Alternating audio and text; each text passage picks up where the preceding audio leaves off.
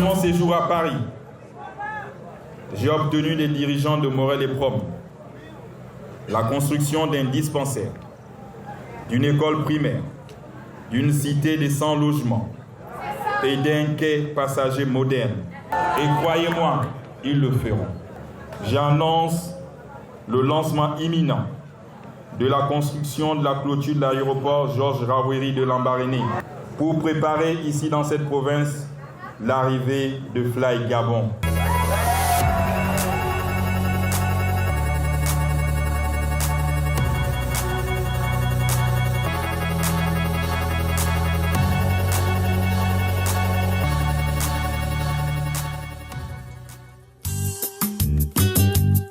Au cœur de la forêt équatoriale se dresse la province du Moyen-Ogooué.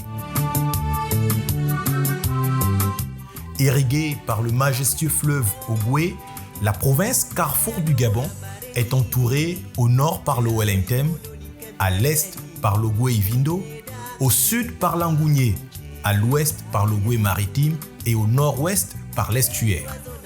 Elle constitue le cœur du Gabon.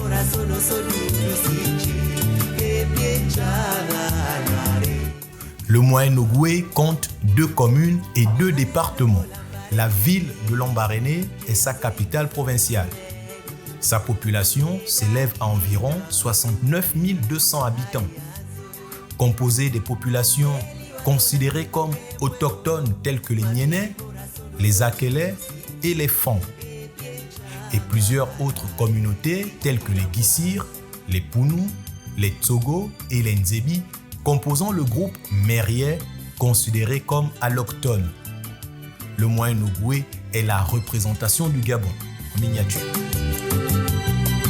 Le passage du président de la transition, Brice Clotaire Oligui Nguema, au cœur du Gabon, a été le marqueur du lancement de plusieurs chantiers de développement, avec, selon les cas, des avancées et des retards dans leur réalisation. À ce jour, la cité CTRI, composée d'une douzaine de villas, est palpable. De même, les travaux de la future caserne des sapeurs-pompiers battent au bon rythme. Nous avons 3 bâtiments.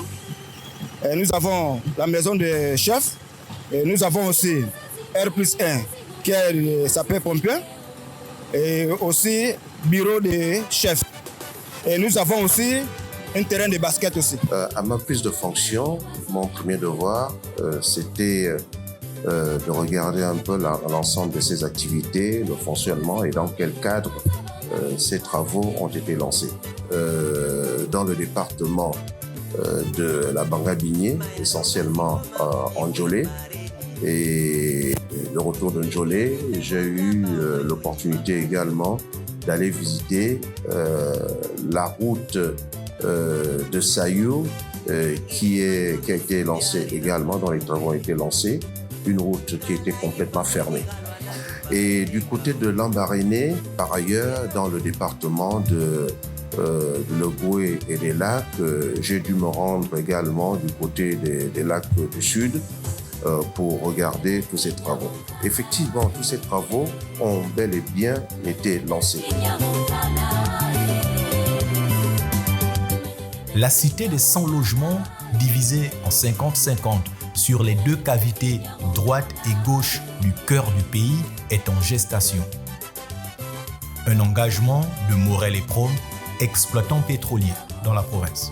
Nous sommes sur la construction de 100 logements prévus par le chef de l'État.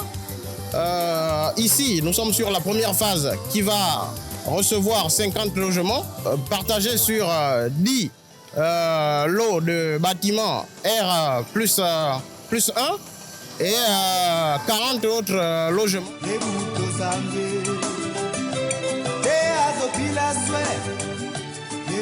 Tous ces projets sur instruction du chef de l'État ont surtout été confiés aux entreprises locales. Au cours de votre tournée, je pense que vous vous êtes rendu compte que la plupart des entrepreneurs sont les entrepreneurs qui ont été retenus localement. Et ça, c'est aussi une instruction du chef d'État qui demandait à ce qu'il y ait une action dans ce sens, essayer de booster le fonctionnement de l'économie en offrant la possibilité à nos jeunes entrepreneurs de pouvoir se réaliser et s'affirmer dans les secteurs qui sont les leurs. La fiesta.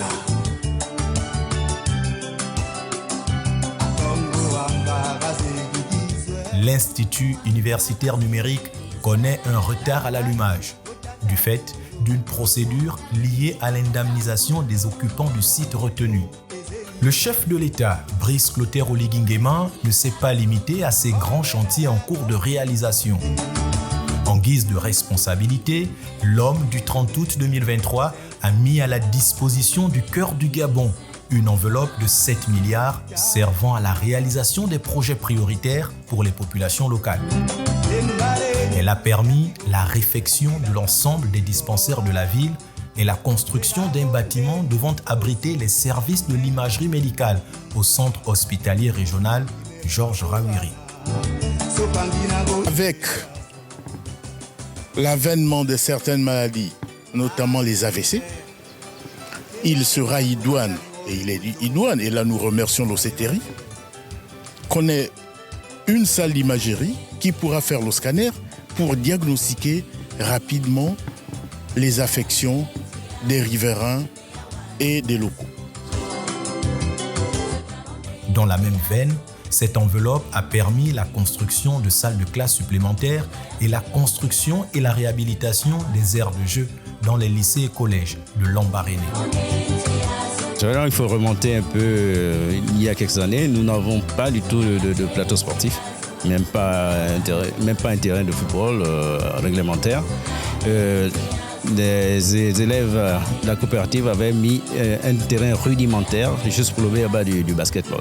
Et les autorités ont vu cela et ils ont, à partir de la dotation du CTRI, ils sont venus et ont voulu mettre ce plateau sportif. Et aujourd'hui, nous avons quelque chose d'assez adéquat et qui permettra l'éclosion du sport, notamment de diverses disciplines, notamment le volley, le handball et le basketball sur le même plateau sportif. Pour que cette commune ait ce visage, nous conjuguons nos efforts avec 3 entreprises avec lesquelles nous avons signé une convention. La première convention, c'est la convention avec Clean Africa, une convention qui a été signée depuis le mois de mars 2024. La deuxième convention, c'est une convention avec D2M. Et la troisième convention, c'est une convention avec une entreprise locale du nom de Migo Propre Service. Au quotidien, nous faisons en sorte que la ville soit propre, notamment avec d'abord une discipline qui réside sur les points d'apport volontaire des ordures ménagères. Vestige de l'infarctus né de la présidentielle d'août 2016 et depuis laissé à l'agonie, le CTRI a entrepris de réanimer la mairie du 2e arrondissement de Lambaréné. Les travaux sont en cours. Et nous sommes ici en mission depuis, je crois, 13 mois. Rien n'avait bougé. Maintenant, nous sommes heureux. Je suis heureux particulièrement parce que peut-être qu'avant la fin de la transition, nous aurons l'honneur d'habiter ici et quitter le KGB dans lequel nous sommes en location actuellement. Donc c'est vraiment un honneur et chapeau à tirer au CTRI qui a fait relancer les travaux de cette mairie. Dans le département de la Banga-Bigné, la réhabilitation du tronçon Bifoun-Djoulé se passe de commentaires. L'entreprise adjudicataire est résolument à pied d'œuvre pour permettre une circulation fluide sur cette artère de la Nationale 2. La réhabilitation consiste à la reprise des endroits les plus dégradés, les points où la chaussée n'est pas suffisamment portante, où ça doit être purgé et remplacé par un matériau qui a une meilleure portance, et le revêtement en couche de base, qui est une couche structurale, c'est-à-dire qui peut supporter des charges en offrant une meilleure résistance, et une couche de roulement en béton bitumineux. Présentement, on est à 18% de taux de réalisation. c'est 18% d'avancement physique.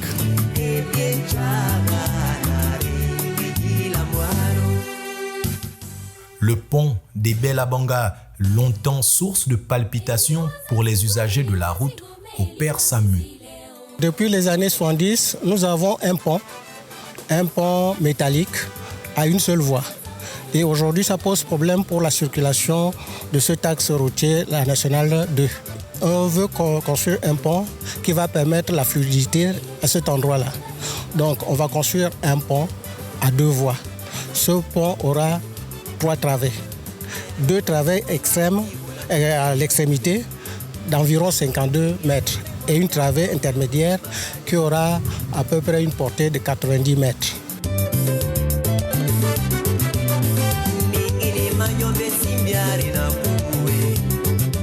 L'augmentation de la fréquence de circulation sur cette voie est vivement attendue par les agents économiques.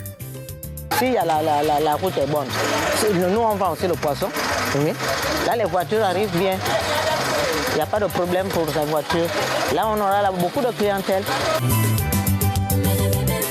Dans la commune de Ndjolé, la construction de l'hôpital départemental constitue un motif de fierté pour les habitants. On a besoin vraiment d'une structure pareille qui puisse, n'est-ce pas, recevoir tout le monde et surtout avoir un bon plateau technique parce que en matière de circulation, le plus souvent dans la zone, s'il y a des cas d'accident, premièrement, c'est l'hôpital de Ndjolé qui doit recevoir.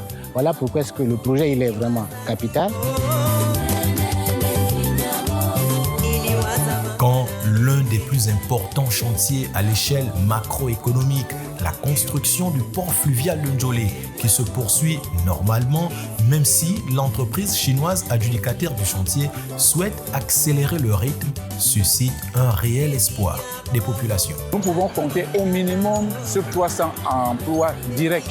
Et c'est possible qu'on aille entre 300 et 500. Et à ce niveau aussi, nous devons tenir compte de tout ce qui gravite autour. Parce qu'on aura ici des commerces. Et si on essaie de calculer, nous ne sommes pas loin de 500 emplois directs et indirects. Pour ce qui est de l'enveloppe des 7 milliards alloués par le président dans la province, l'aménagement des voiries urbaines et la réhabilitation de la mairie de Ndjolé figurent parmi les priorités. Les travaux aujourd'hui se situent, je vais dire, à plus de la moitié. Nous avons 50 profils dans notre projet.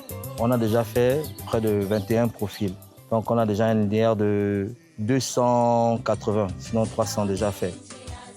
Aujourd'hui, concrètement, on se situe à la pose des pavés étant du P0 au P13, c'est-à-dire au début de la RN2 jusqu'à l'ancien pont. On est concentré sur ça pour livrer ce tronçon d'ici 2 à 3 semaines. Le département de l'Ogooué et des Lacs fait école. Justement, écoles et dispensaires sont réhabilités dans les cantons. J'avais la peinture, j'avais l'étanchéité. Lorsque j'ai voulu mettre, le plafond, les enseignants m'ont dit « ça va chauffer ». Donc j'ai dû mettre les plafonds au niveau du directeur, du bureau du directeur. J'avais les lactrines. 90% des établissements sont presque prêts. Et en gros, dans 2 ou 3 semaines, nous allons avoir la totalité de livraison.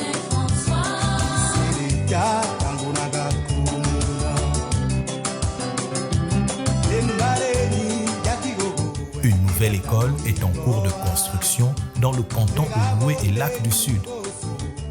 Nous allons terminer le 30 mars avec le bâtiment de l'école et entamer maintenant avec la résidence de l'enseignant.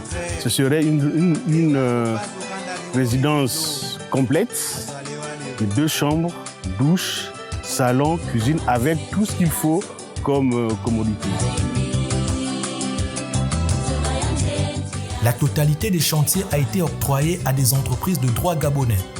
La main-d'œuvre est locale, avec pour double conséquence celle de réduire le chômage de masse d'une part et de concrétiser le dumping d'une économie locale laissée à l'abandon 14 ans durant.